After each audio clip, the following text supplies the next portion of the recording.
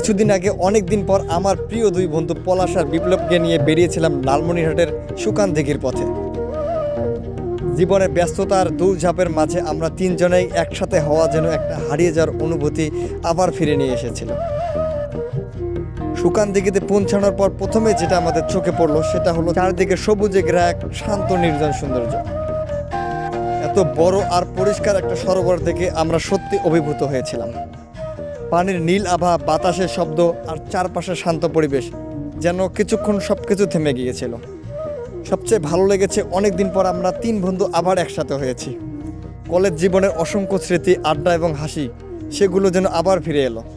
সেদিন শুধু ঘোরাঘুরি নয়, অনেক গল্প হলো, অনেক ছবি তোলা হলো এবং একসাথে খাওয়া দাওয়া সত্যি অসাধারণ একটা অনুভূতি ছিল।